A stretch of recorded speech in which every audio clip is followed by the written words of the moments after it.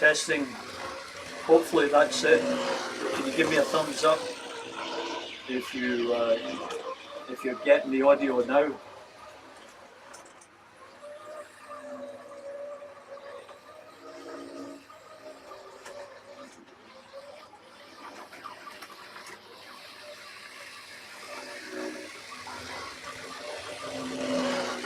Tom, okay, that's great. Anyway, let's start over again with this broadcast. Welcome everyone to Partickhill Station. I'm really glad you've taken the time to join me here today. I know that your time is valuable, and there's lots of competition for good mono railway YouTube channels out there. So it's I'm very grateful that you've set aside this time in your busy schedule to join us and see what's going on here and have a bit of a chat. You know, I was looking back through my YouTube channel, and interestingly enough, the live shows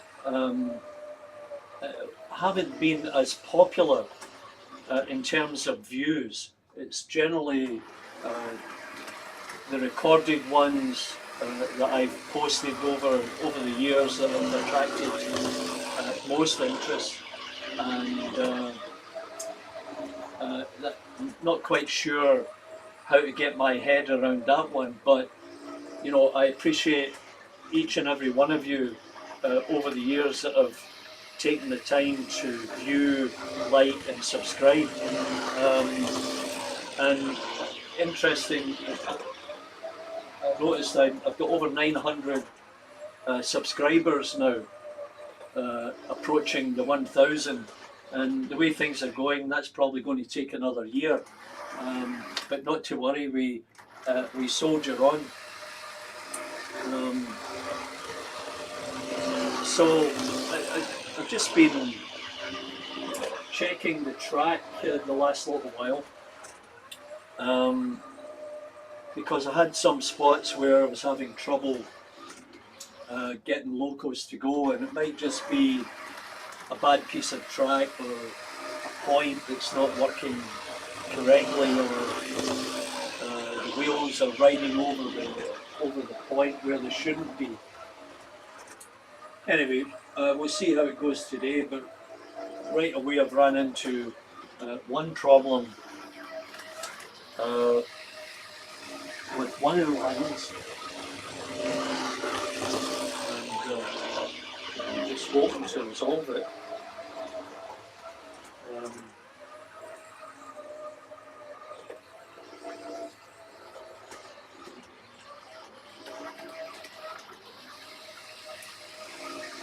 Yeah, I'm getting a failure to proceed on one of the lines here. Anyway, moving forward, I'd just like to show you a couple of things that I've changed up here a little bit. It might be temporary, but we're just going to have a look and see.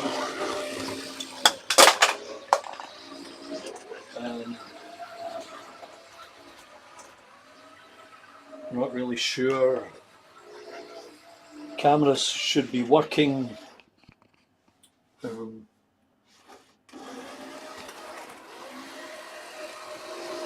seem to be freezing.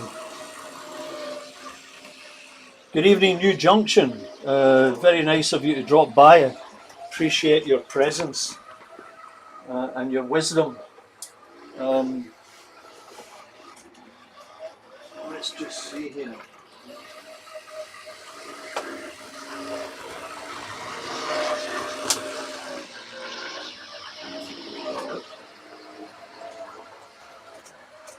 Anyway, I've just had to use this iPhone. So here's the tenement building that I've been working on. I've just put it over there temporarily. I can't access the lights because they're over the other side of the wall there. But that's the physical size and the area that it will take up. And then I changed this around just a little bit I'll get some landscaping in there. I've added in a couple of buildings to fill up that corner. And then moving across the main street here over to the subway, I've changed that up just a little bit and added in more of my trees. And let's see if I can, yeah, so I've added in some of my trees, and as I said, this area here will be filled. I had to make a few modifications to my tunnel entrances after some testing. Had to hack away at the portals to make sure everything goes through.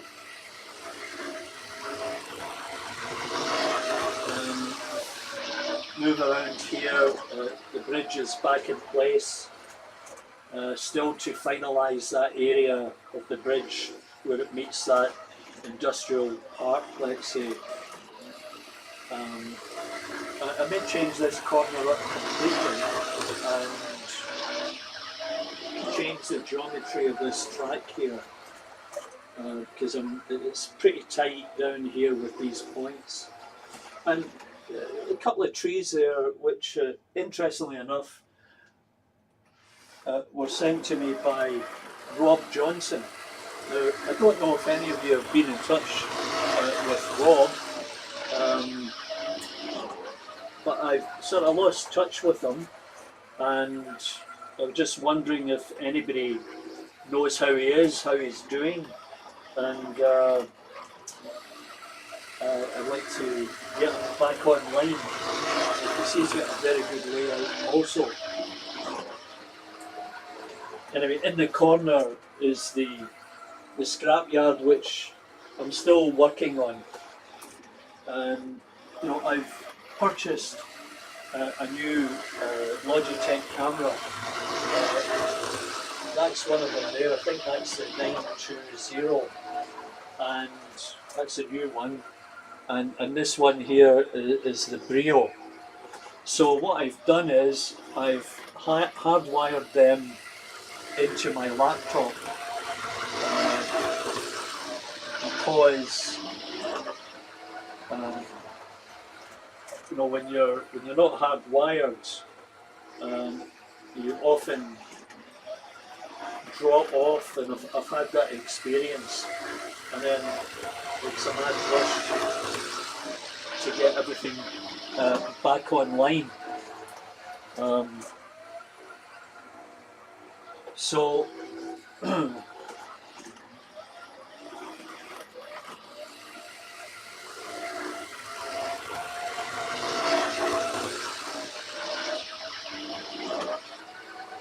there's New Junction saying hi to all his friends. That's great. It's nice to have you on here because you know you've got a great layout, and I like watching yours. Another layout that I watched yesterday was Dongus, and I don't know if you saw it, but he was making some modifications to his layout to include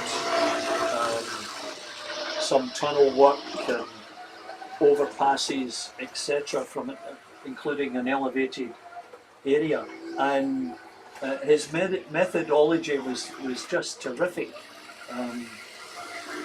How he used cardboard for templates, mapped it all up, and then when he was satisfied with the fit, he cut the plywood and put it into place, and it looked fantastic by the time it was finished. Now, a couple of weeks ago we were talking about Charms 1, 2, 3, and you know, John Chambers did this video about converting one of these, and Tom Houston, you know about that. So here is one of them that I modified. And you see that sucker there of a heat shrink, a heat sink. I got that from an old radio or something. And then, on the back side, I had to do a little bit of wiring and soldering, and then screwing that heat sink down there. So it was, once I understood the process, it was relatively simple.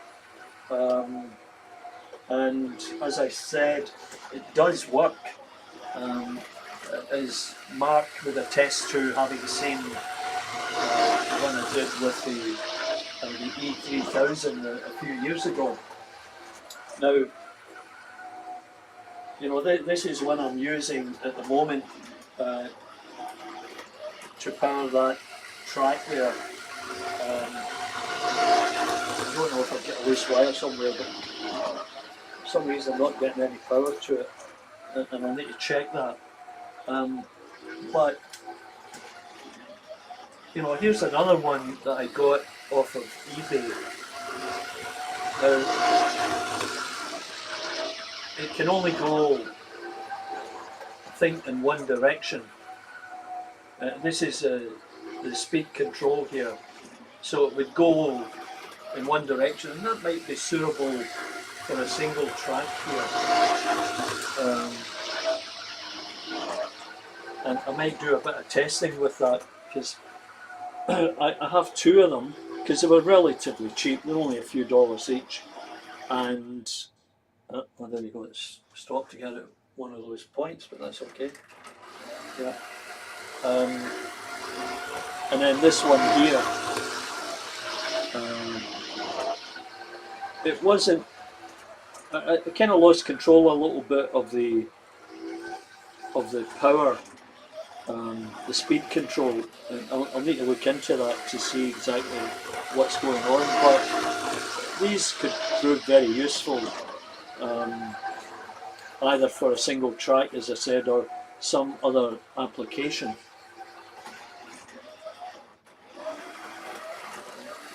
Now, another change of topic here.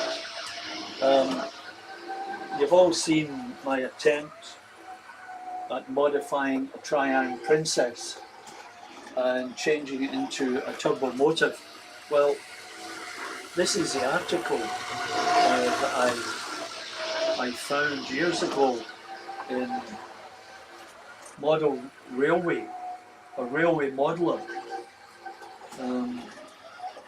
by N.P. Collin. I'm not sure when this was printed, but it gives some graphic illustrations on those parts that you have to either make, fabricate, or modify, and then complete instructions. And then this J.D. Lang did another one on how to take a Princess and turn it into a Jubilee, and that requires you cutting out part of the boiler here. I haven't had a go at that, but it's an interesting article. If anyone is interested in it, please let me know, and I'll get it to you by hook or by crook. Now, in preparation for this, I had a little problem with this one, and at first I thought it was the tender drive, but when I put a battery to it, it worked. Then when I hooked it up to the local, it didn't work. So really not sure what's going on there, but I guess it's a process of elimination, or I'll send it to 00 Bill. But then I found that the valve gear had come away, and for a second I saw the little screw in there, and as I turned the loco over to get it out of there, it bounced and then bounced on the floor. So I spent about 2 hours trying to find that tiny little screw without success. Anyway, for the moment,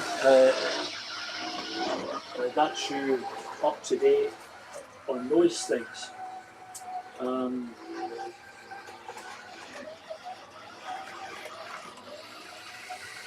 Yeah, as you can see, I've got both blue and grey Pullman.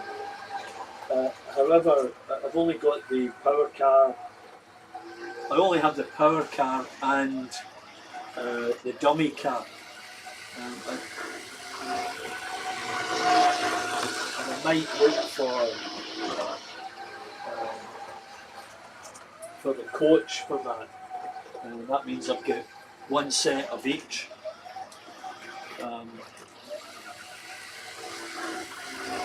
Anyway, let's see what's happening in the chat here.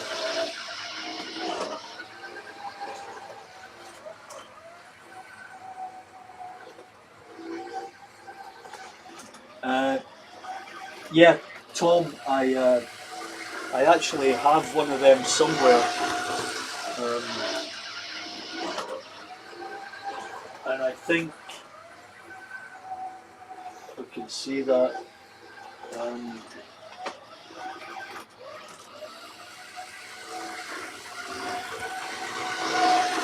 Yeah, I think that's what you're talking about there.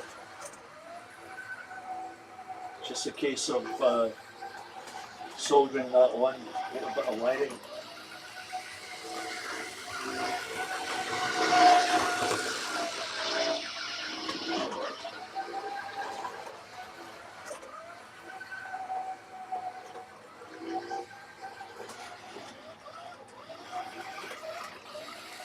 So I'm going to give that one a little bit of a rest, and I'll put that back in the station there. Yeah, stutters a wee bit.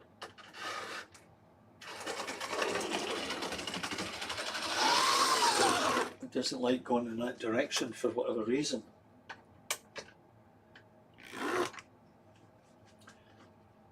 Yeah, let's change up a couple of things here.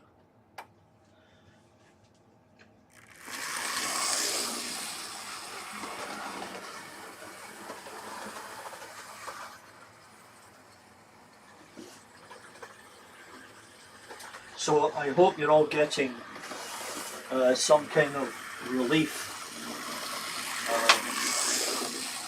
from the weather. It's still about 24 degrees here right now. We had some rainstorms come through the last couple of nights, and it's long overdue because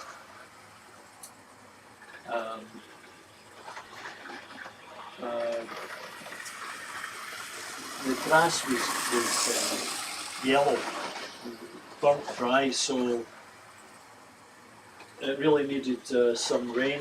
But it caused a little bit of flooding in some low-lying areas. As often, you know, I know you have probably experienced that over in the UK, and like some locations in the US get terrible flooding. And you know, I was down in Las Vegas, and you know, Lake Mead was at its lowest level ever, and they're finding bodies and cars and boats as the lake recedes, and the tunnels in the dam they're bone dry. They've not been used in years as a result, and that's not a good situation to be in.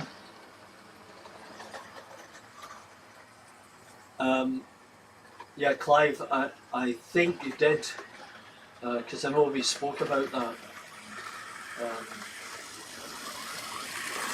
I'll get around to that shortly. And because I spent a little bit of time getting those LED lights in, and then I went and got the potentiometer,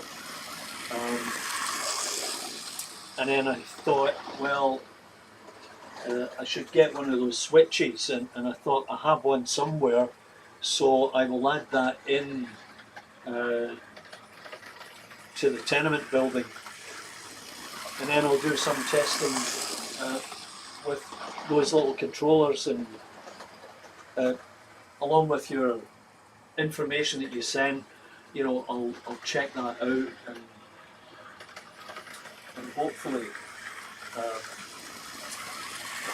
why I've got two cartoons. Let's see here, that should be 3 different views.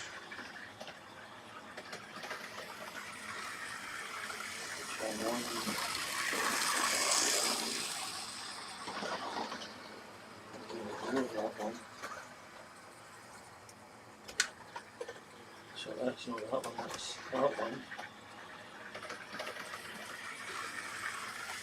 Oh.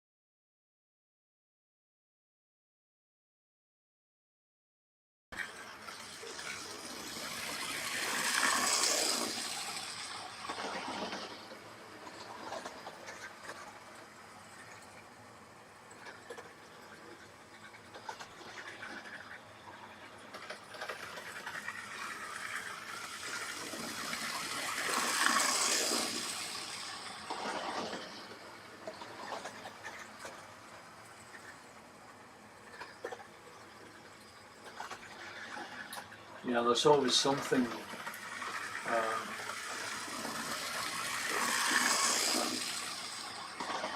challenges with these things.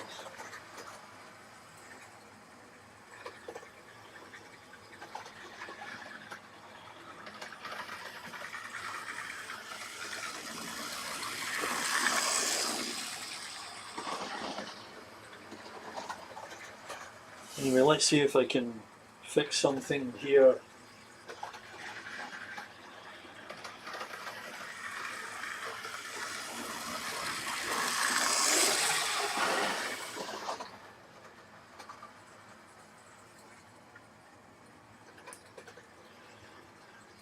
Yeah, obviously I've got a loose wire because this was working earlier.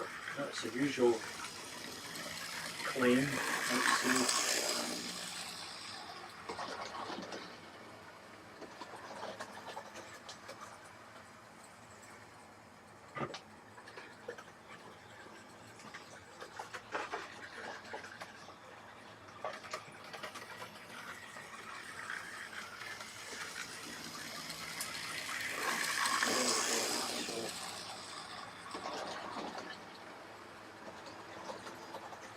Yeah, that's better. There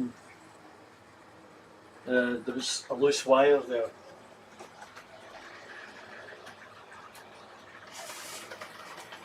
Anyway, this side of the pond, there's nothing much happening in terms of mono railway shows. Probably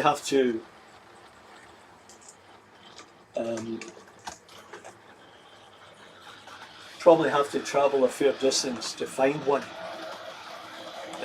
It's just, there's not a huge community, and as I've explained before, there's one main organisation called the Plate Layer Society.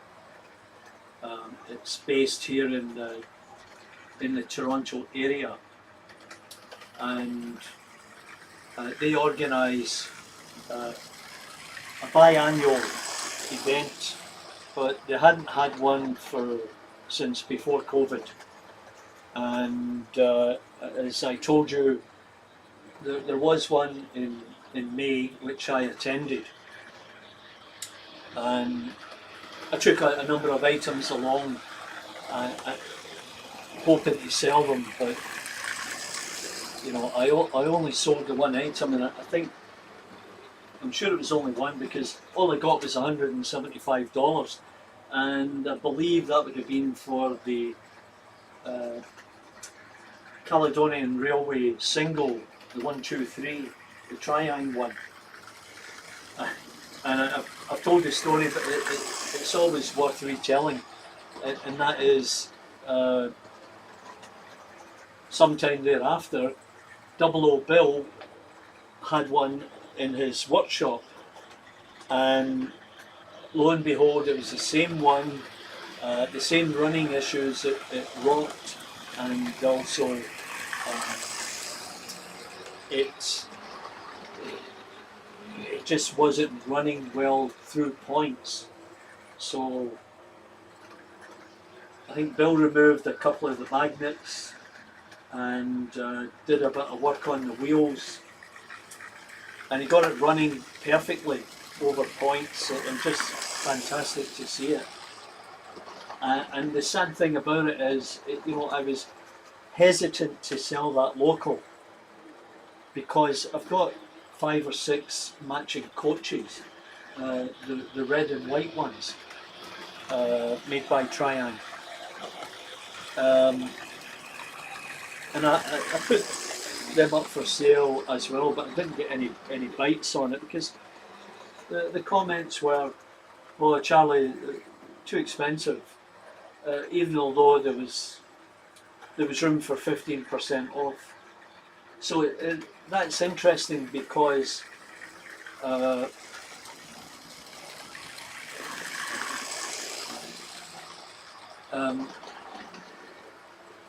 it's interesting because you've got 2 arenas here.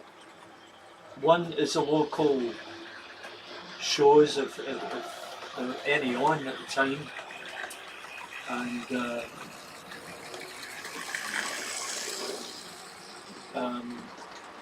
but then there's eBay. So I've looked through eBay, and some of the prices are substantial.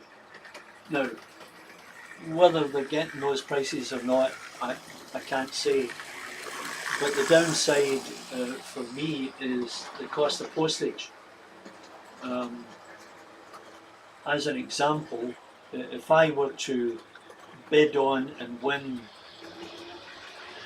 a coach or a locomotive, it might end up costing as much, if not more, than the cost of the actual item to post it.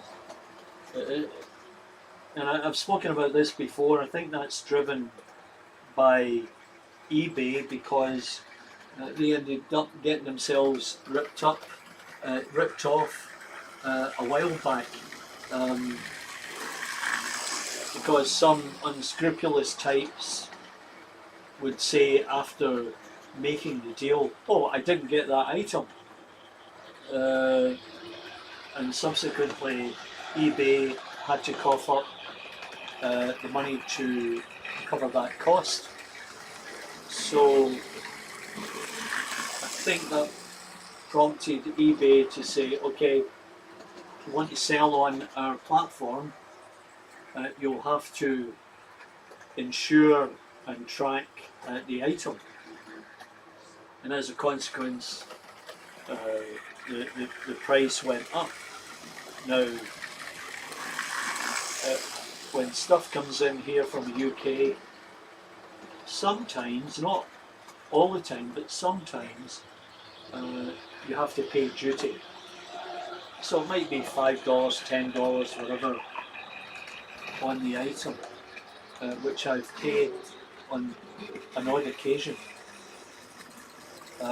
So you have to consider all these added costs when you're buying from eBay.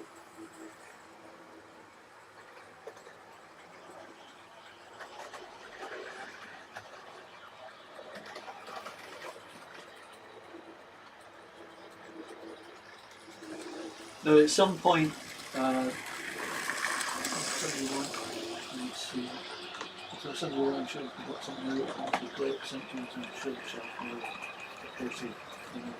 Yeah, I think you're right, Mark. Yeah, and it's very kind of you to offer that. And if I take you up on your offer, I'll send you the cash whatever way. Right?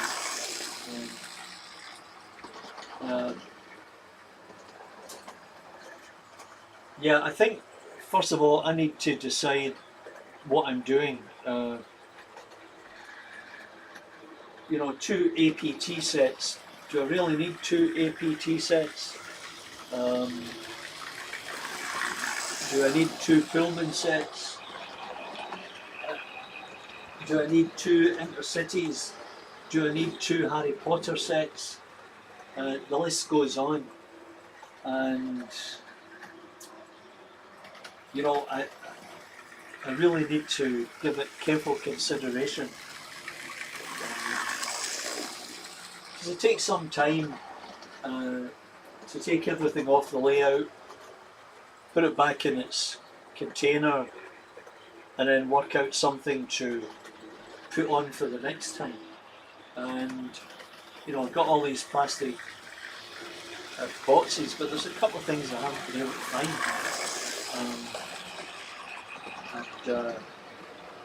I was hoping to get the British Rail blue grey set out here, but I haven't been able to put my finger on those coat tubes. But one thing I'd also like to speak about is, you know, Tom was talking about tender drives. Well,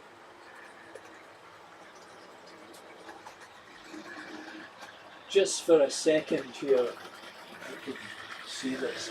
Okay, so the other night I was running the APT, or one of them, and it wasn't this one, but, well actually, here it is. This one here. And then it began to stutter, and I thought it was a track. Anyway, I eventually took it off, opened it up, because I heard something rattling inside. And what had happened was, because this had come apart, one of the brushes had fallen out because there was no pressure on there.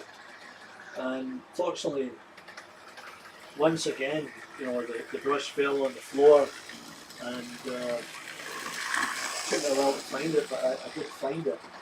So I'll get back into that and replace that brush. Yeah, I've got a few of the tender-driven locals, and this one here is one that requires that cog to be replaced. Excuse me. Now that one is an alloy cog, and it spins. So I do have 4 of the brass ones, and I'll get them in the window.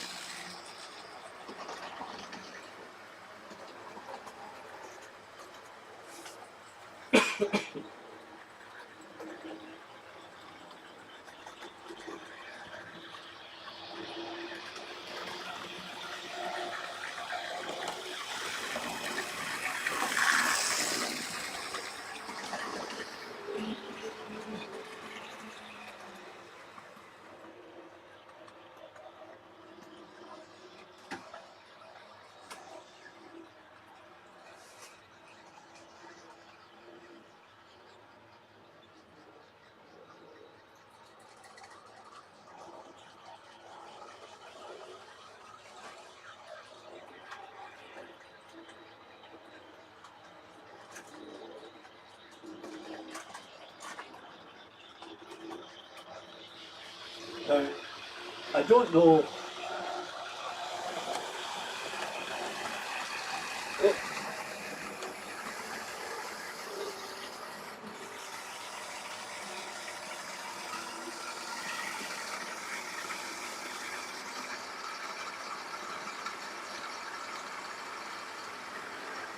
I don't know if any of you would have purchased, I think it was a Railway Modeller,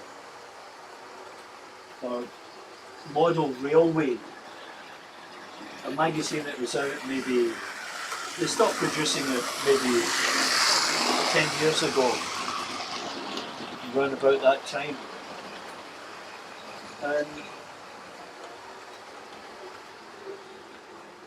it was an interesting publication, primarily Triang Hornby driven, and as such,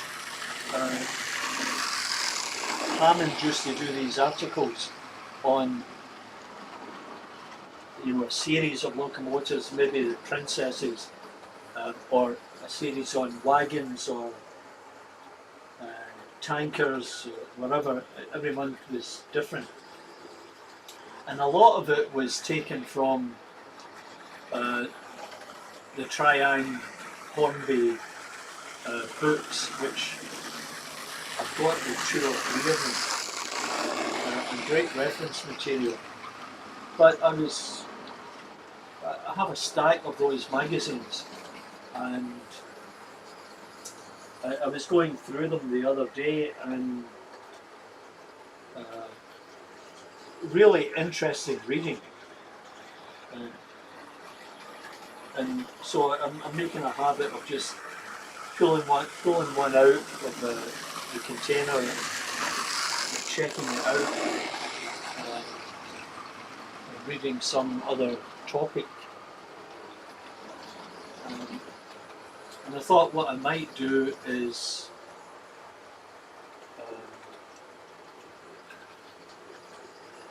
I can Xerox some of the articles and maybe post them for people that might be interested. Careful that I'm not.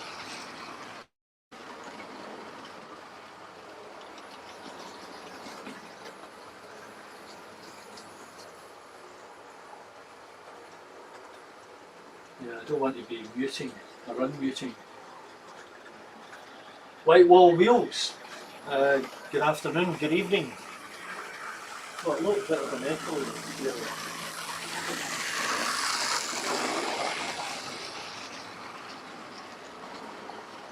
Hopefully that's taken care of it. And what I did was I took a set of earbuds and cut the buds off it, and then plugged it into the iPhone. Donegal, Dad, how are you? Which wheels is that you're collecting, Matt?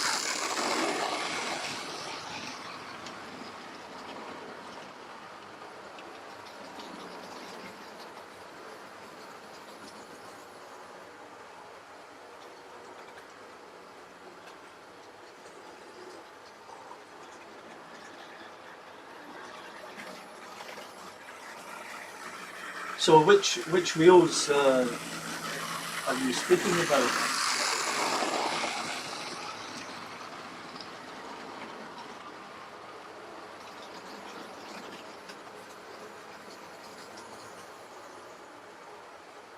Now, interestingly, a bad back, oh dear, is that an ongoing problem with your back? I know it can be debilitating. I used to play football years ago, and I was playing this one time, and I did this spectacular overhead kick, just like Ronaldo. But I fell badly, and I got up and my shoulder back was, oh, that's terrible. Anyway, I went, after going to the pub later that afternoon, I made it back to the apartment. This was before I got married. and I managed to sit down on the sofa, but I couldn't get back up. So that night I had to roll off the sofa and crawl into the bedroom and get myself up into bed, thinking that was the right thing to do. Anyway, cut a long story short, I had done something in my back, and what they do here is they'll send you to a chiropractor. The chiropractor is covered by your healthcare program, and you know, it worked. I have to say that it worked, but it was a long process.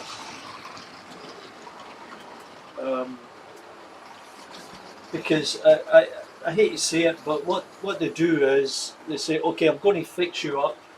I'll get this thumper on your back and I'll attach these electrodes and I'll give you a massage, and that will get you on your way. Unfortunately, they ask you to join them on a 3-month program, and after a while I realised no, I can handle this on my own. I know what the problem is, I know what agitates it, and I know how to resolve it, because if I get any idea that I'm going to be in any discomfort, I'll stick an ice pack on it, and generally that helps. But I have had frozen shoulders. Now that may or may not have been a result of the back injury, and on both occasions, after some physiotherapy, and I still wasn't able to lift my arm up above my waist or my chest, and I opted for the cortisone shots.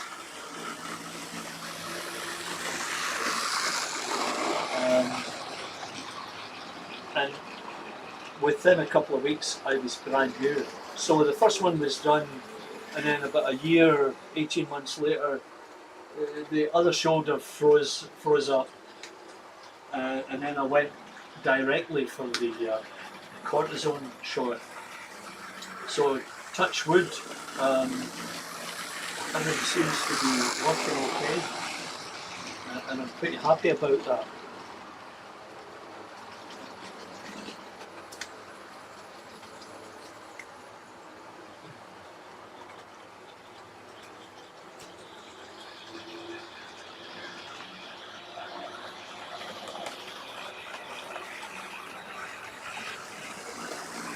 So I hope it doesn't cause you too much discomfort.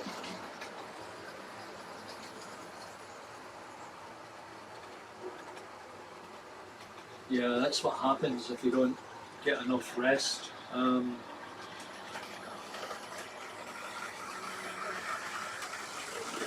So Mark, the silver rim ones, let me see, is that those ones?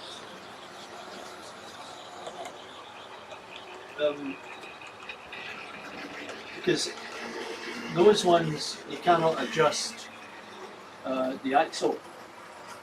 I was having problems with the Gresley coaches.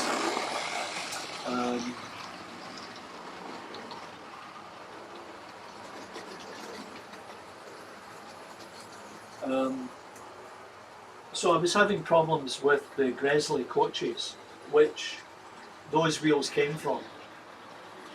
They would derail, and I've seen articles about this on YouTube. I was able to find suitable wheels. Actually, I bought I bought the Hornby wheels, to be perfectly honest, the new ones, and I started going through the process of replacing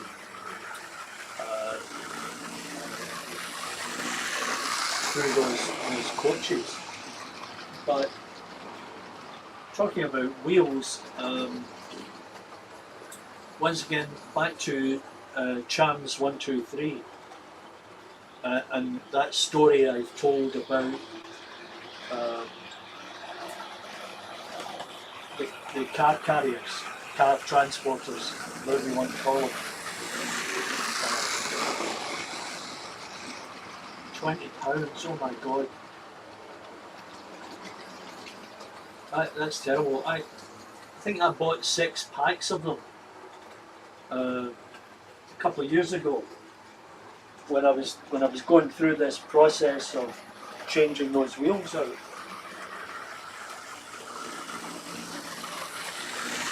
So we'll get back into the car transporter. As you can see in this one, I'm using it to carry a Spitfire, an Airfix, but you'll notice, let's see, there, you can see that nut and bolt, and then on the underside, you see the same thing. Yeah. So, for those of you who are not familiar with that story or that YouTube video, you can see a couple that I did on it. In fact, you know, John was the one that did it. He came up with the original YouTube video that those Triang car transporters were terrible runners. They had those horrible little Triang wheels, and he replaced them with, I'm sure it was Lilliput wheels. But then, you know, by the time I got around to thinking about it and doing it, those Lilliput wheels were either not available or were so very expensive. John says, well, the Germans knew that we were trying to do these conversions, and that's what happened. They put the price up and we just held on to them. Anyway, you needed a specific diameter, whether it was 11.6 or 12.2, I can't remember. And I looked around and I found them in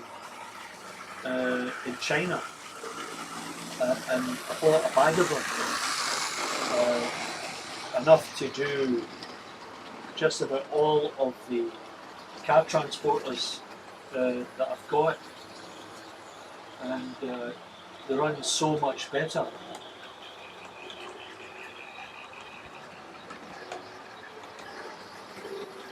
Or the axles, yeah.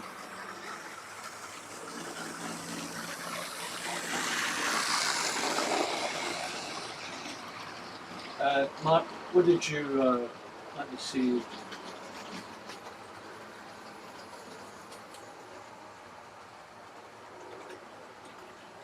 Okay, Mark, so which wheels was it you bought, and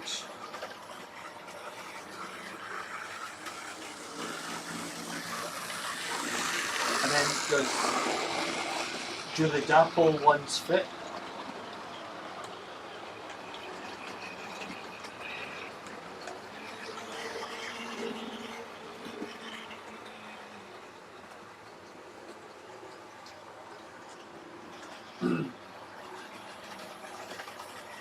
Now, if you just look at the British Railway brake van coming around there, there it is there, second from the end.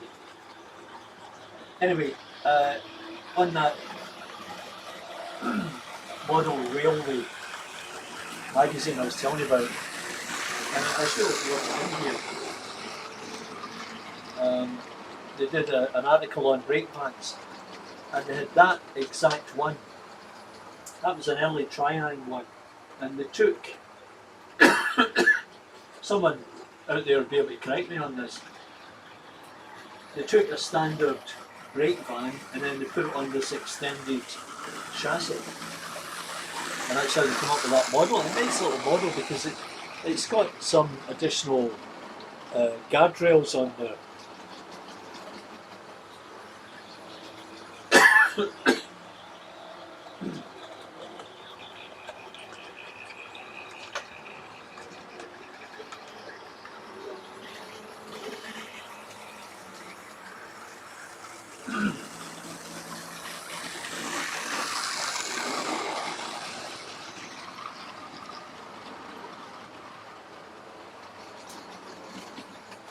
Yeah, you know, these square axles, I just found them a problem. There's no adjustment, so if you've got a little bit more leeway on your cage, then I'm sure it would work okay. And the other thing is, because of plastic, there is that possibility that they could be easily chipped. Oh, it's the square axles that you use.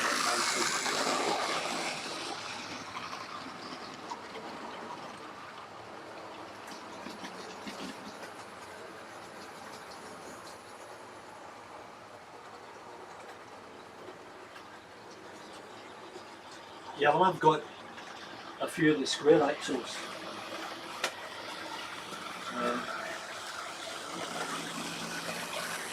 Send me the address and I'll see what I can do.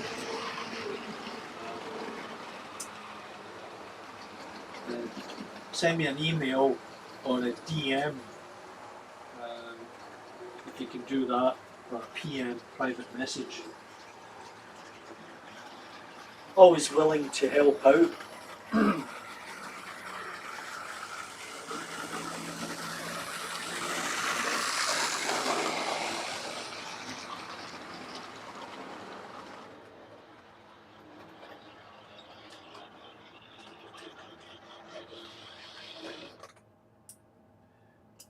Just change something up here.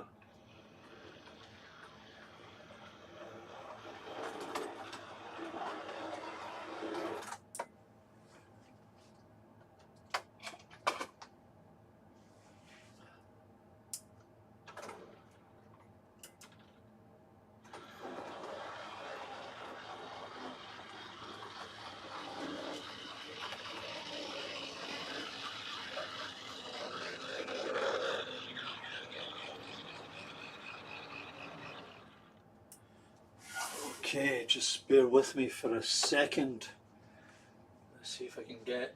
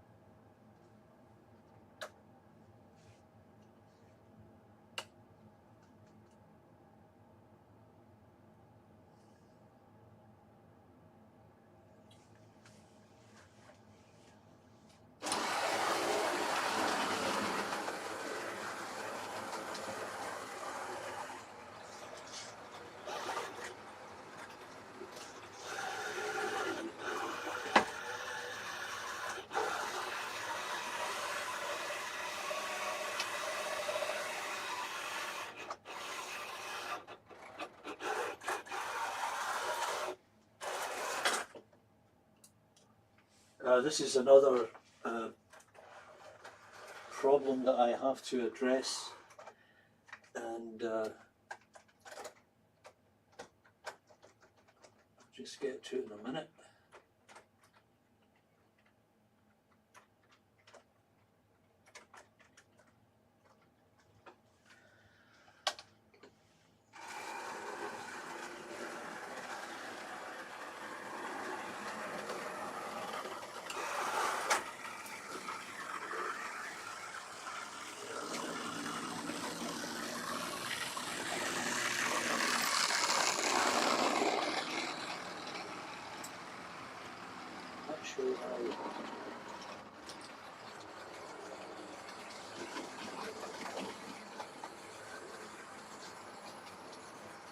Anyway, the other issue that I'm experiencing, and I did touch on it before, and that is isolating the track. And that's a whole exercise I've got to get into. And what I think I might do, because I really need some serious help on that topic.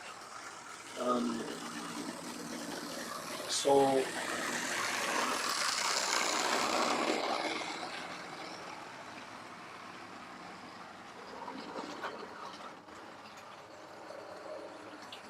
what I might do is sketch out the track, and then I'll post it, and then I will follow up and ask for your assistance. I hope you can hear me.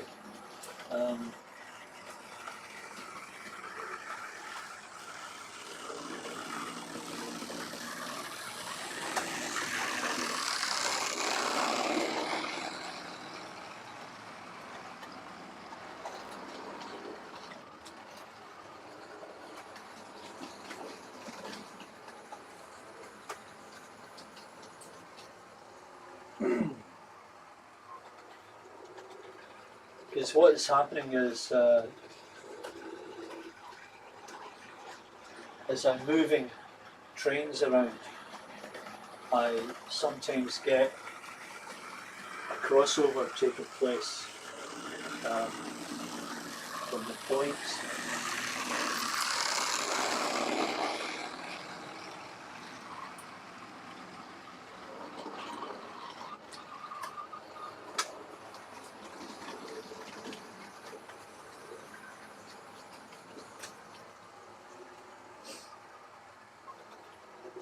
So hopefully we'll get that resolved.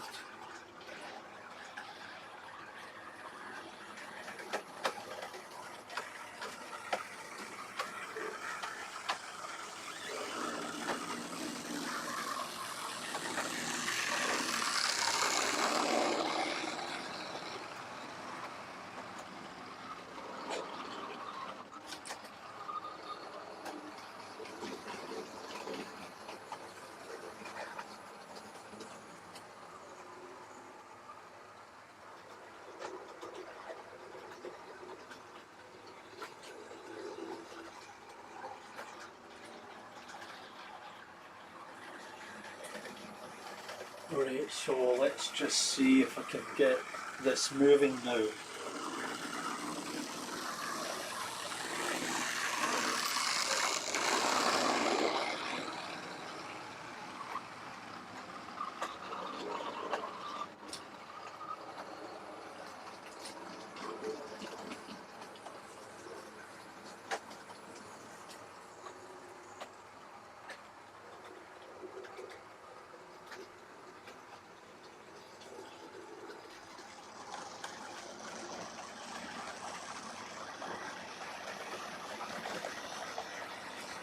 There, that's good, got it working. So, as I said, Alan Reynolds.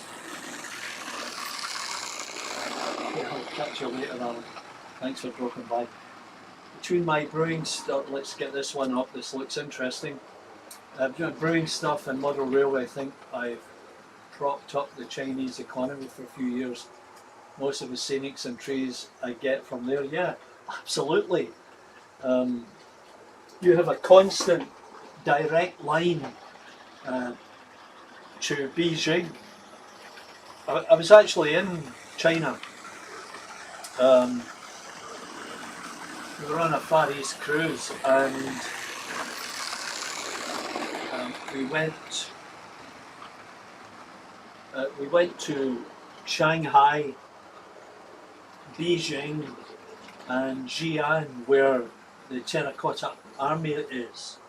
Just unbelievable.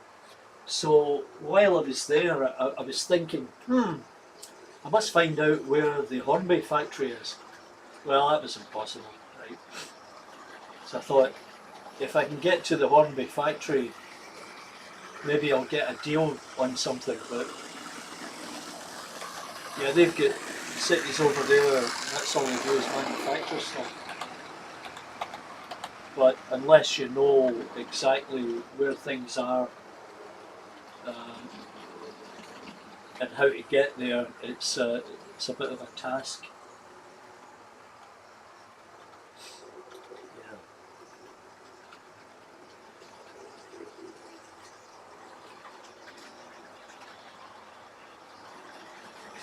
Yeah, so there's Alan in the loft. If you've got nothing going on later, stop by and see Alan.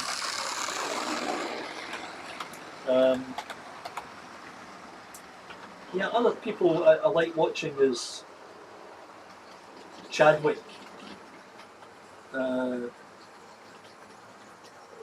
Quality presentations and good information. And not everybody can have a couple of helixes, or one at least. That's a big undertaking, and I guess you really have to know what you're doing in that level of technology. And I know he did have assistance in that process, but a big undertaking, and certainly saves you a lot of room if you can turn your trains around.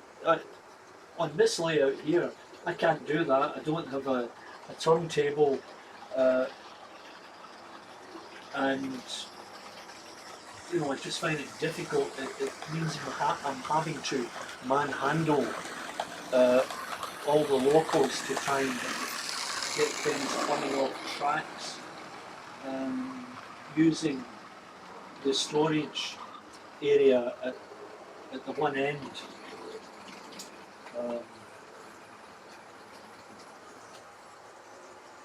I've got basically 3 tracks on each direction, and I use that to try and store the locals I'm going to be running, and then try and change them out. Oh, okay, I'll do that. I'll check out that email. Yeah, there's Bernie. Good evening, Bernie. I hope you're keeping well. Are you broadcasting later this evening? Because if you are, I'll jump off, because I don't want to overstep my welcome and take up people's time when there are bigger and better things to see, as they would say.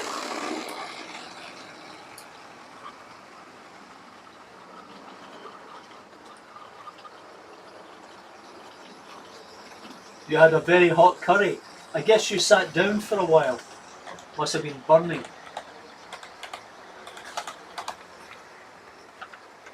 No, it's okay. Yeah, I'm not much of a curry person. Funny thing is, my dad was in the Royal Navy during the Second World War. He liked curry.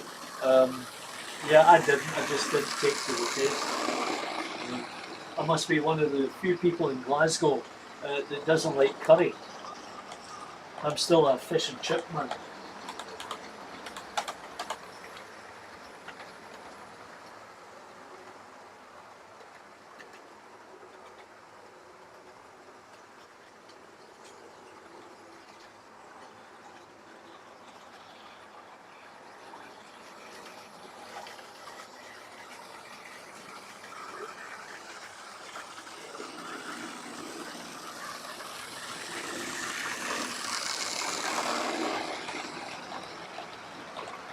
Yeah, Clive, I guess you're talking about rolling stock there, the Rocco stuff, or were you talking about wheels? You know, I go to George's Trains, which is one of the few railroad stores in the city. It doesn't carry any British stuff, no British magazines. It's all North American.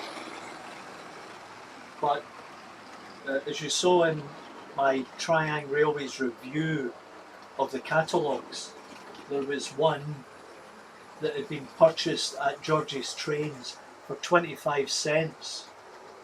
I don't know what year it was, it was probably maybe 25 years ago, I'm guessing. And I told them about it. I said I would take it over and let them see it. Just interested.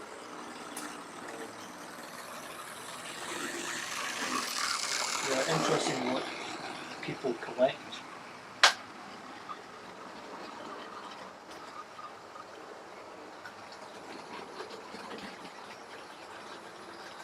Rolling stock, yeah.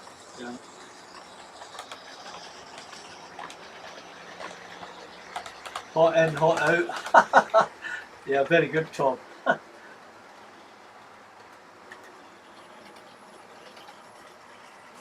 Yeah, I hate food you cannot taste. Yeah, when the doctor said to you, oh, you can't eat bread and you can't eat rice and you can't eat potatoes and you can't eat chocolate, I mean, what's left, you know? Yeah, see you, Clive. I will catch you next time. Good of you to drop by. Hope you're getting good weather there, Clive. Bye for now.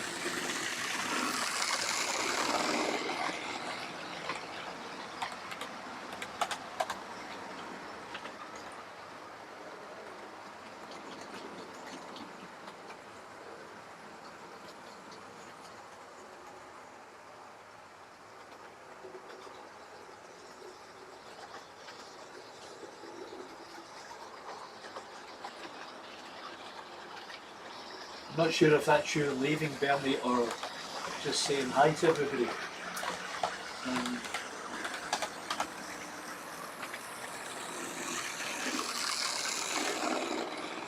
Yeah, I find that, you know, I see something on the layout, try and fix it, and, you know, with the track, at this point in time, everything seems to be running quite smoothly, touch wood. And not all of the track is pinned down because I wasn't 100% sure as to what it should end up looking like, and that may have ended up being problematic. There may have been some movement in the track. Maybe I was thinking maybe humidity, but because we've got air conditioning here, that tends to take a lot of the humidity out of the air. So I'm constantly checking the track just to make sure, and trying to get into the habit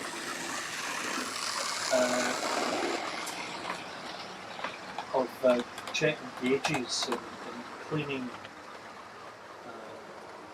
wheels, etc. Okay, Bernie, if you're off, have a good evening, and 7 p.m. tomorrow, Saturday. Yeah, I'm not sure if I'll be home by 7, but I'm going downtown tomorrow. Might be a bit later, but you're usually on for a few hours. Anyway, maybe we'll see you then. and take care.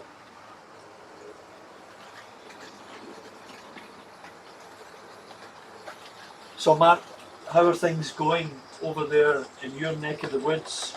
How's the layout developing? Or plural layouts? And that's another thing that you just reminded me, because I need to get this shuttle working. It's sitting there in the box. It should be relatively simple to hook up, but I've finally got the items that I need to do that after a couple of attempts. And yeah, I'm thinking, as I approach 1,000 subscribers, and as I said, that might not take place until next year. I'm going to do a few giveaways to recognise the event and recognise those people that subscribed to me, 10 years ago or plus, that might not be interested in model railways, but they never dumped me. They've continued to subscribe, and all in the model railway community for sticking with me. I don't know if you have an opinion on it, but I'd be interested to hear. If you look through your videos and those that have been a live broadcast and compare it. Well, good night then, Mark. We'll catch you later. I hope your back gets better.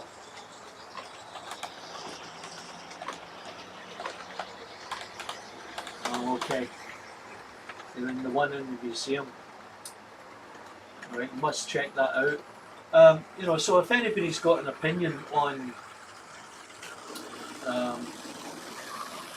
what is best, the live broadcasts as we're doing now, or the recorded ones, because if I look through mine, I'd say that the recorded ones I get more views. I'm not really sure why that is. Maybe it's because I'm rambling on about nothing in these live ones. And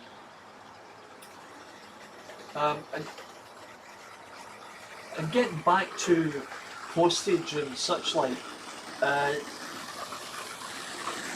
Jenny Kirk did that video on DCC concepts and the lighting,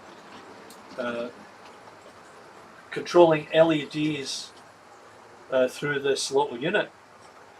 And I thought that, well, that's great, but I did mine manually, very cheaply. Excuse me. Oh, excuse me. And the thing is that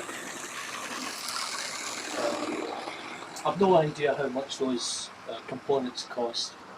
And once again, no idea what the cost of postage would be for them. And I don't have DCC. So wiring up the tenement building the way I did was enjoyable, it was interesting, and I was glad to get it done. I might even just try here. I'll pull it out and I'm going to stick it here, and then we'll see how it works. I've just got to get myself a 9-volt battery.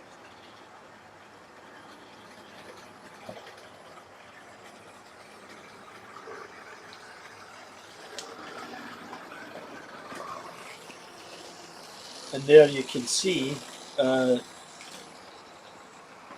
there is light on each floor, one in the bottom, one here, and then one up there. And you know, with the magic of a potentiometer, I can turn it all the way down. Because I lived in a place like this until I was about 11. And I don't remember the lights being that bright. Anyway, I thought you might just enjoy seeing that. And you can see this end of it here is where it may have been bombed out or burnt out.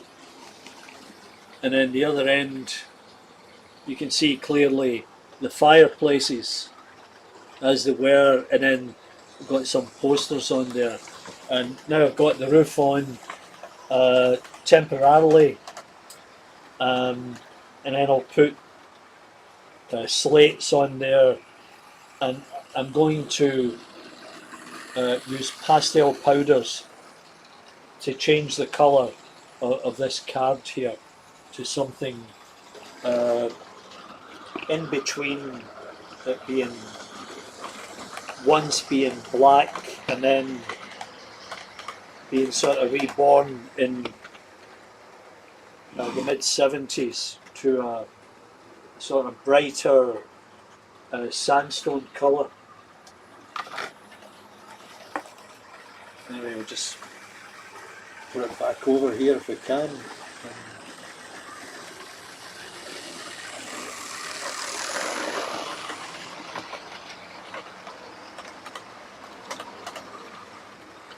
Leave it there.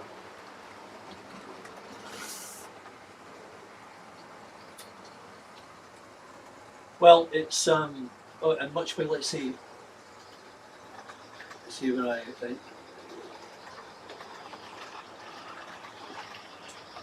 me just catch up here. Wilbury Castle, welcome. Haven't chatted to you for a while. Hi Charlie, boy, how's you doing? The LED lighting, make it up yourself and wing it. Fred the DC dinosaur. Yeah, Fred, you know you're 100% correct, and I watched your video today, was it, or yesterday? Nice video, complimented you on that. That was great. We spent a lot of money on wagons, coaches and locals. I'm sure I'm not spending money on the sound in the DCC. Yeah, you know, these DC locos make sufficient noise. I mean, the DCC noise, it's incredible. It's amazing. It brings a different level of reality. But I'm not convinced. And that might be because I don't have any DCC locomotives. Thing is, I've got a number of DCC chips. Now, I'm going to get them out one day. I got them from a friend, this friend who passed away. And I think these were ones that he couldn't get to work on specific locomotives that he was trying to convert. And I think that is sometimes the case. You buy the chip and then you go to convert a DC locomotive, but for one reason or another it just won't work.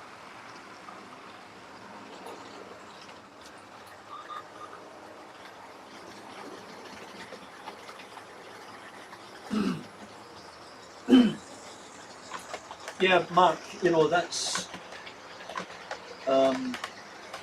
that works, and yeah, if all my locomotives were DCC, I would just continue along those lines. And as we'd spoken before, the cost of conversion is horrendous. It's okay if you've got half a dozen trains, but you know, the way things are here, I'd never be able to do that. I couldn't substantiate it. I mean, I'd have to hide all those packages as they come through the post. Disco lights, yeah, I know some people that run disco lights. But yeah, it's great when you think back to the hobby where it came from, the early triangles especially. It's a great. I never had a set when I was a kid. I had a clockwork set, but a friend of mine had the princess set, and it was great to see that going. And as the quality improved, it really made a difference. But you know, when I first saw model railways over here in Canada, it's a real eye opener because excuse me, all those locomotives, well, they ran like a charm. Even the non-DCC ones, they ran dead smooth. It was unbelievable. And I often thought, well, why can't British manufacturers do the same? I've got a couple of old North American locals here. They're heavy and they run great.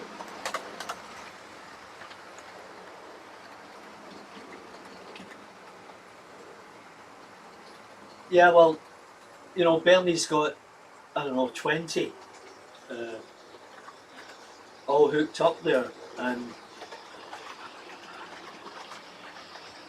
you know, while they sound great, I mean, it would be a bit of a racket, I'm sure. Oh, something turned over there. Bear with me for a second. Oop.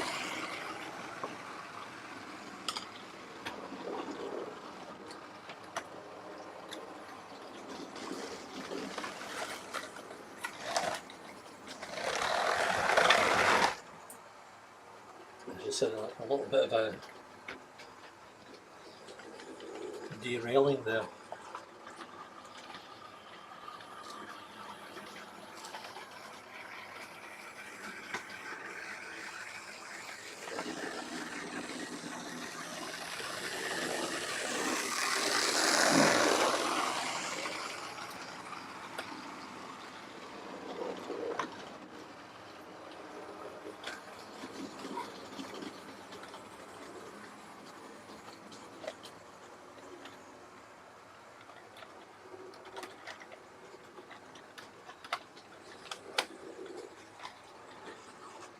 And the other thing is, if your locos don't run that well when they're DC, it doesn't mean they're going to run any better if they're DCC. At least that's what I've been told. Maybe somebody could correct me if I'm wrong.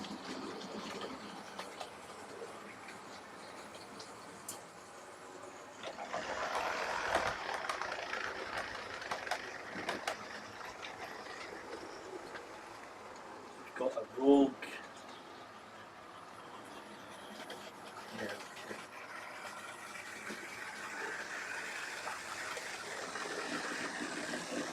What has been your experience in converting DC locals to DCC?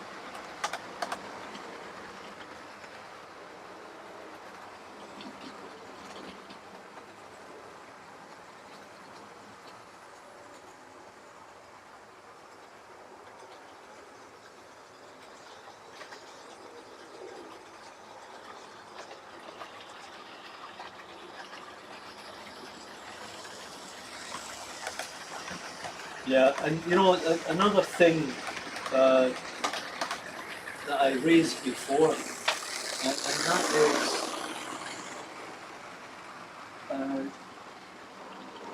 couplings. Some of them are just challenging because you know you can set up a train and then let it go, and then it'll derail because I think the hooks seem to get jammed up, or maybe one's bent, or maybe one should be bent. And I've seen different videos on it, people suggesting, yeah, bend this one a little bit and cut that big D off a bit.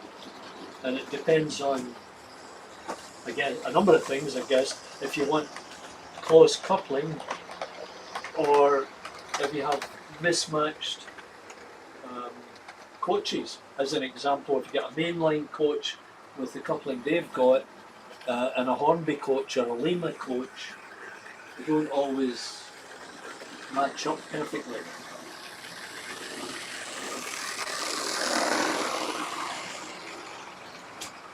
I'm just going to turn this around for a minute. You see my telegraph pole.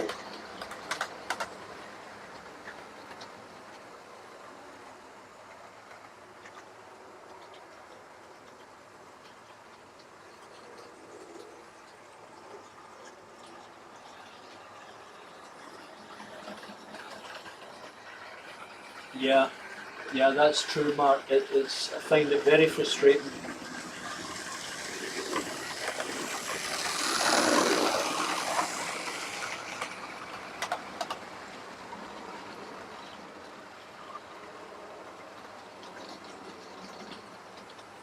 Yeah, well, that's a good point. Um,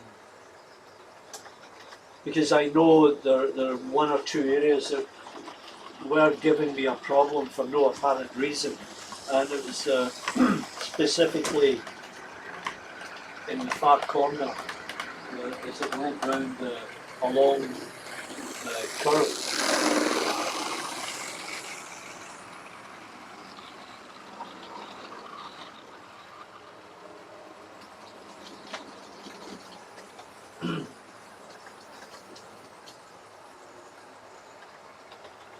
I'm just going to go and grab that magazine, so there shouldn't be any calamities. Only be a second. You can talk among yourselves.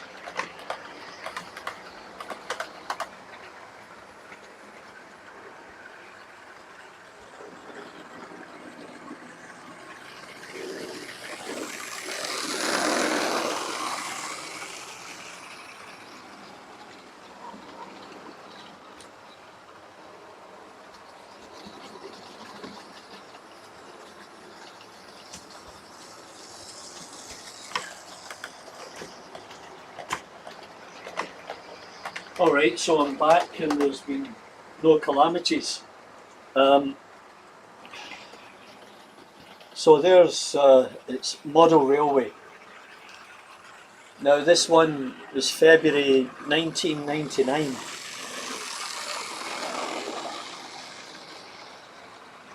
And it's a great magazine, like lots of good stuff in it. And I've got lots of these. I'll just try and find.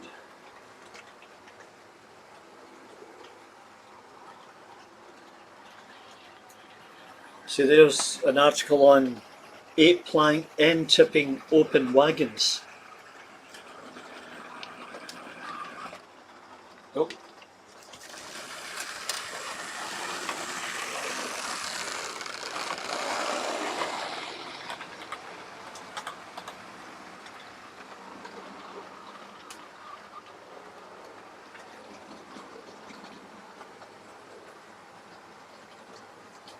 And there's an article on the Class 58 as it was released.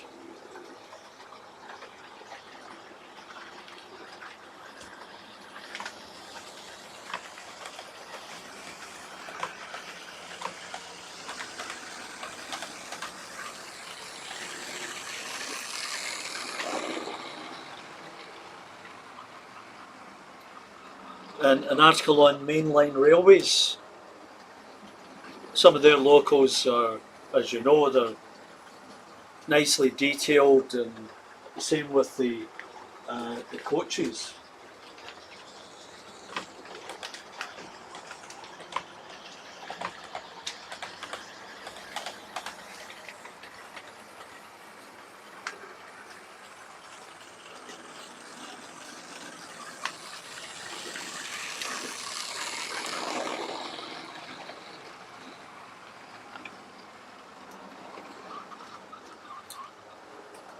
The Midday Scot, the Hornby Class 110, and the downside of the Kentish Bell.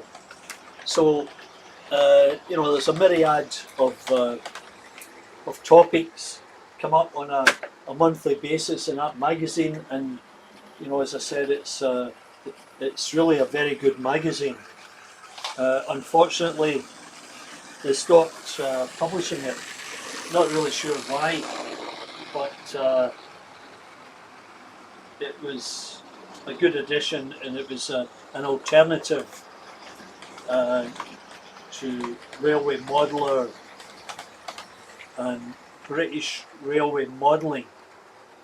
The problem was that I found they were all very similar in terms of content. This one here, the Model Railway, was a little bit different in the early stages. Anyway, let's catch up.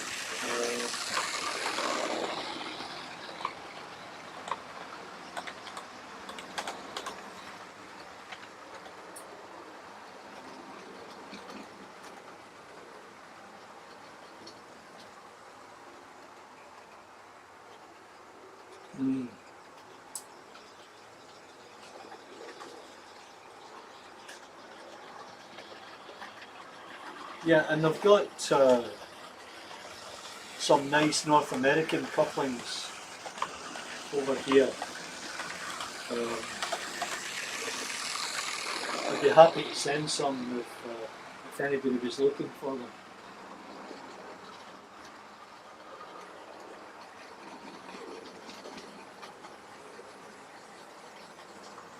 Oh, that's very good, Tom.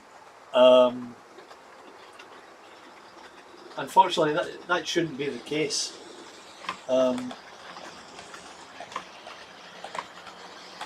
I say, I can't speak with any authority because I don't have any DC trains, but I've often considered converting an old Triangle Princess and trying it out, and maybe taking one track and dedicating it to DCC, because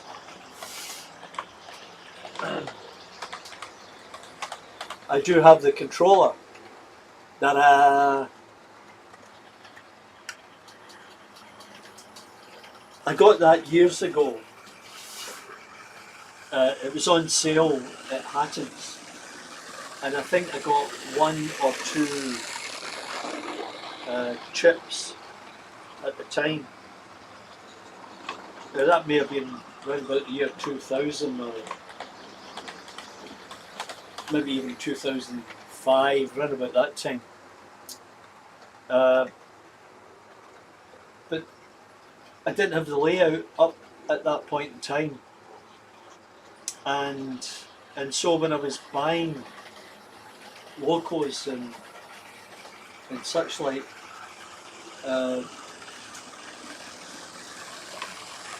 I was buying DC stuff, so I didn't see any point in buying DCC if I wasn't sure how it worked, and I didn't have the layout and what I was going to do with all these other locos.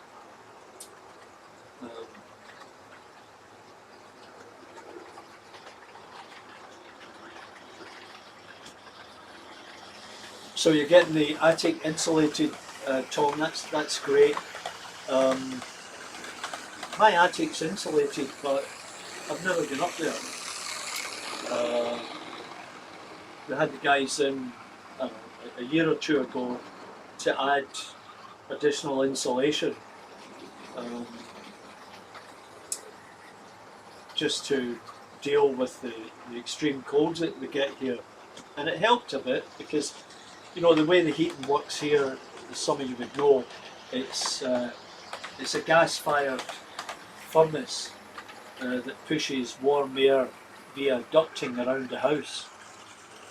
But, you know, if you're an HVAC guy, you would realise that, well, if you don't size the equipment correctly and your ducting's not sized correctly, and if it's not insulated, you will lose heat over a certain distance. Anyway, that happens. But in general, the house is warm in the winter and cool in the summer.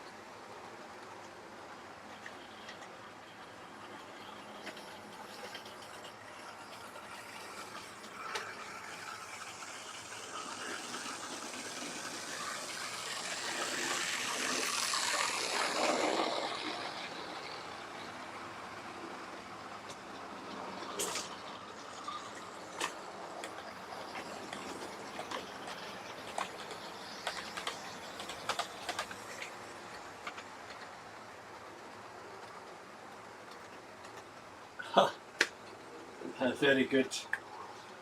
There's always a use for magazines.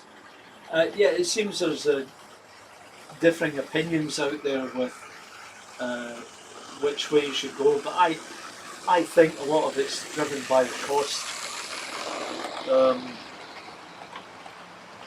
Cost of conversion, cost of upgrades, you know, etc.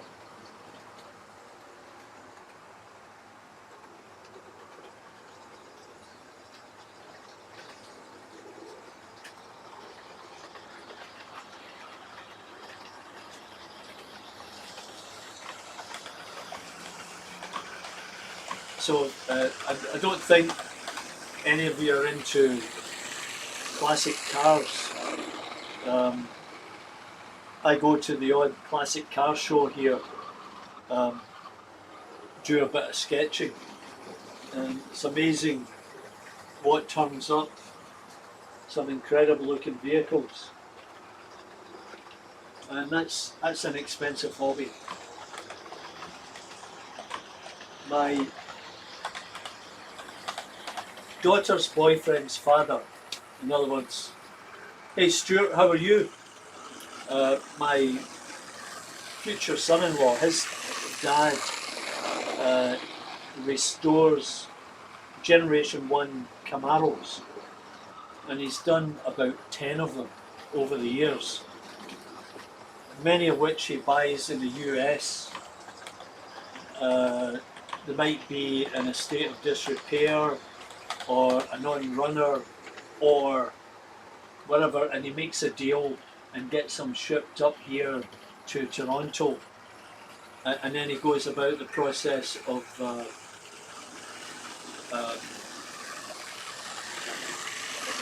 rebuilding them. And I did a couple of YouTube videos with him about that process, which were fairly successful. And what he does is he removes the body, sends it to a shop where they sandblast it, prime it, sand it, paint it over a period of time, and then he will rebuild the transmission and the engine in his garage, and then over time he puts it all back together. And often these vehicles will sell for $60,000-$80,000, which is a handsome price. 20 years old, well, no, that really doesn't make it. You know, these Camaros are from 1967 to 69. Those were the prime years for that Generation 1 Camaro, as they mention, as they call it. So, no, it has to be a bit older. I can say I had I had a British sports car at one time, and what a disaster. A TR7, oh my god. I spent more money than sense on that car. I had to get rid of it in the end. Just a nightmare. I loved the car, but it was a disaster. So now I drive a Japanese car. Much more reliable. My son-in-law had one of those new Range Rover Evo, whatever it was called, the newest sleek looking one, and he went to turn it back in on a lease, and they gave him money back because there's such a high demand for used vehicles here, because there's a big waiting list to get a brand new vehicle. You could wait 6 months, 9 months to get a new vehicle. It's terrible.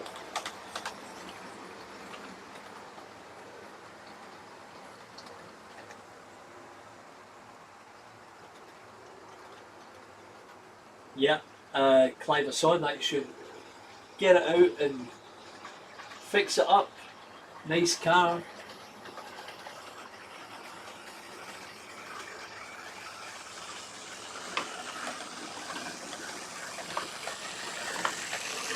$32.79. Wow. Oh no, that's a lucky boy. Wow. And that's not Singer sewing machines. Right, Stuart?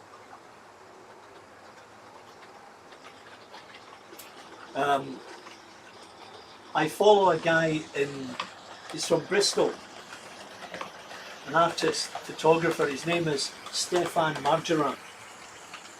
And I've followed Stefan for a number of years now. And I participate. He's got a program, sort of Patreon thing, and Patreon, and I post regularly sketches of cars on Instagram, and he was the official photographer artist for that Rolls-Royce Jaguar jet engine car vehicle that was going to do 1,000 miles an hour until they had a financial problem and a change of hands and all of that kind of stuff.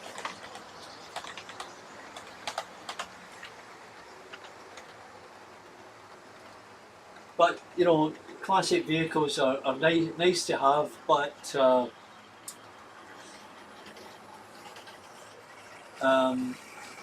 yeah, I will do that. Yeah.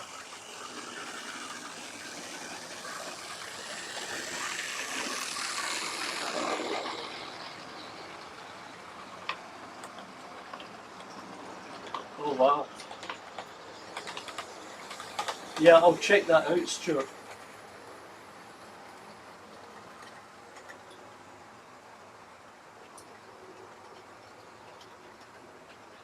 Anyway, guys, you know, I've been on nearly 2 hours. Well, not quite 2 hours, but getting there. And covered a lot of stuff. And I don't want to be boring anybody or, you know, taking up your time when there are other YouTubers out there